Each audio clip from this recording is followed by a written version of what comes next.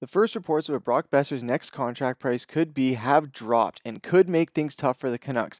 And Rick Tocchet half-jokingly jabs at the media in regards to Petey. We're going to be breaking down all of that in this episode of Canucks Digest, but first make sure to hit that subscribe button and click the bell icon so you don't miss any updates surrounding the Canucks as we head through the rest of this homestand.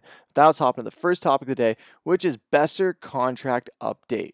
So Sportsnet put out an article about some free agent signings and what possible contracts could be coming after this season, and they said with Jake Gensel pushing the value of UFA scoring wingers up, Brock Boeser is looking for 8 years north of $8 million on average per season, and Vancouver isn't yet prepared to pay him what his projected value is. If no contract extension is on the way, the idea of losing him for nothing in free agency isn't all that appealing either. Canucks management isn't one to sit around and have been rather busy traders in recent seasons. Until an extension is signed, Boeser will be a trade candidate to watch this season. And when looking at his current contract, Boeser is in the final year of his 3-year bridge deal that pays him $6.65 million annually. After scoring 40 goals last season, it's no surprise that he's looking for a raise from that number. The Canucks, namely Jim Rutherford, were fairly transparent with their desire to let Boeser do it again before signing him to a new contract, as Boeser has been eligible to sign a contract extension with the Canucks since July 1st.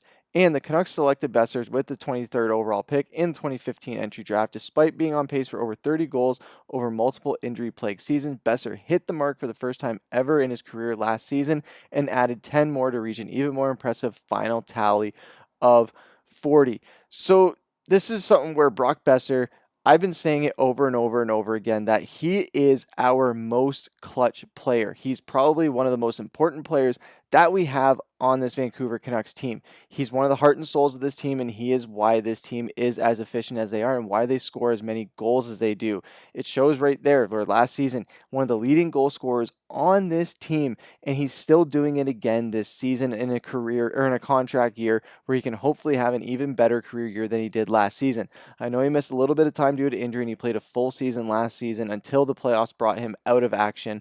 But with all that said, he still is chugging along. He's still in the top 10 in scoring for the Canucks and is going to just continue making that go.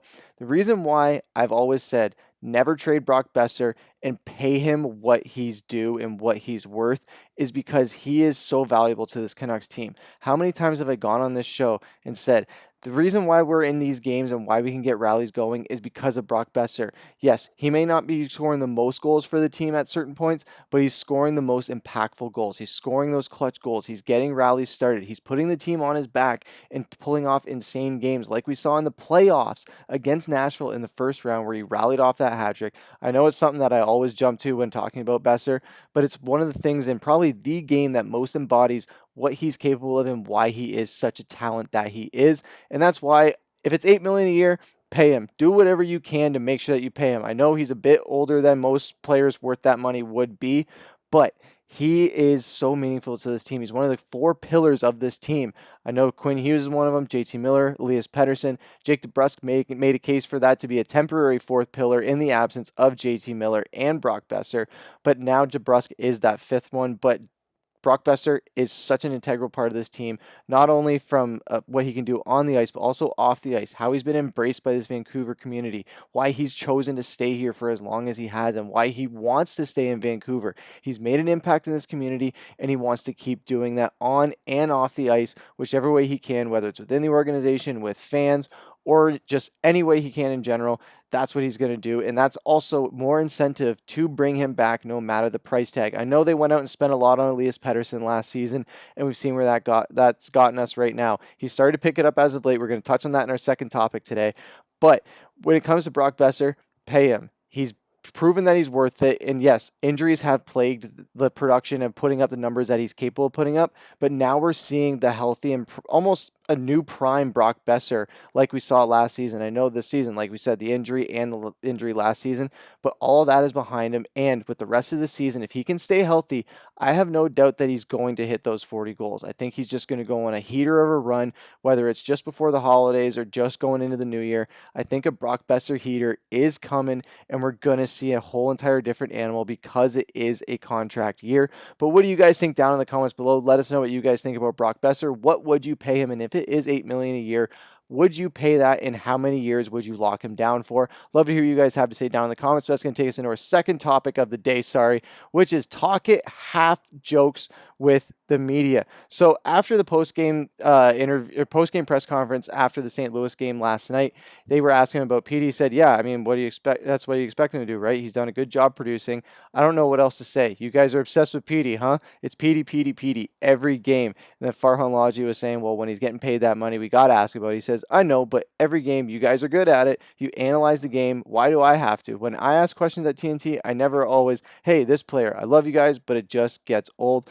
And after this, he did say that he was just screwing with them and that he was just trying to stoke the flames a little bit. But I don't think Tocchet was entirely kidding, especially when you look at the press conferences that he's given. He's amazing in press conferences. I love when he gets on the mic because when he gets a dumbass question, he gives them a great answer and just does it very intelligently, takes the high road, but he does choose his words very carefully and make sure he gets his point across. And that's exactly what he did here, where you can tell he's tired of being asked about Petey, because it's always going to be a discussion. Yes, when the contract comes with that, they're going to ask every game, but every single game, come on, guys, especially when we're looking at the production he's putting up. Pettersson has turned a corner in the last month and is nearly a point per game player, registering 26 points in 27 games, 8 goals and 18 assists. While Elias Pettersson may not be scoring at the rate you'd expect at 5-on-5, he'll get there, but it might be a struggle to record his fourth straight 30-plus goal season. And when looking at his stats on the season, like we said, in those 27 games, 26 points. But then you look at the shots, the takeaways. The plus minus isn't the greatest, but again, that's something where Canucks are still trying to find their footing. It's better than being in the negatives. His time on ice is still really high up there for forward. He's not getting the Quinn Hughes ice time that he's needed as far as the defensive core had been struggling, but he has been able to get a lot of ice time. And especially when you look at the Canucks top 8 scorers, who do you see there at number 2? Elias Pettersson, behind only Quinn Hughes. And yes, it's a 6-point gap, but it's still there. And JT Miller as well, being right in there. But looking at Elias Pettersson, there's a lot of noise. Yes, he hasn't been producing at the rate that we saw last season.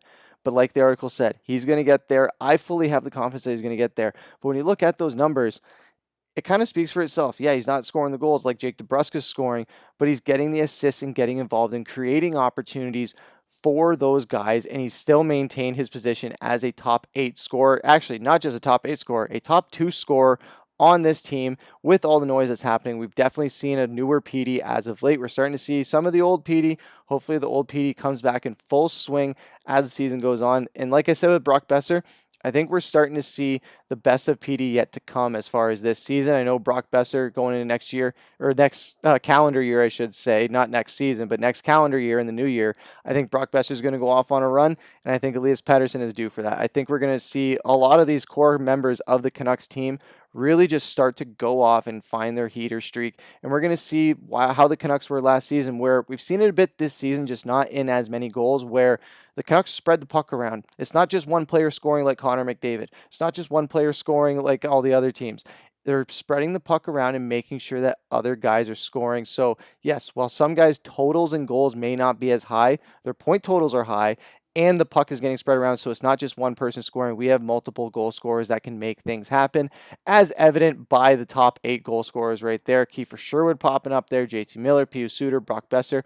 There's a lot of guys here, and a lot of them are in the double digits for points, and they're creeping up on double digits for goals. So it's only a matter of time before, once this Canucks team gets going, we see Connor Garland. He's in the top 3. He's someone who we didn't expect to be in the top 3, but he's finally getting in there and just getting a recognition that he has so desperately been deserving of for the past few seasons, and now he's finally getting that. Jake DeBrusk has been great since coming over to Vancouver. So a lot of these guys, if they get their stride, even looking at this top 8, if this was any other team's top 8 and they hit the stride and they're all just producing at an insane rate, any other team, we'd be talking about their Stanley Cup potential or even just deep playoff run potential, whereas we're not really talking about that with the Canucks. People are still kind of counting out the Canucks and almost disrespecting them, but not entirely, considering what the circumstances have been for them.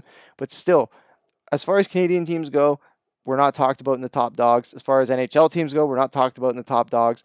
So now we have to make the discussion about the Vancouver Canucks. And how do we do that? Our best players just go on a heater, go on a massive run, and we shut everyone up. But what do you guys have to say down in the comments? What do you guys think about all of this going on? What do you guys think about Tocchet's comments to the media? Do you think he was joking, half joking, or just entirely dead serious. Love to hear what you guys have to say down in the comments. That's going to take us in our final topic of the day, which is, of course, comments of the day. And we see here from Air Drifter saying, Griff looking playoff ready with that flow and beard.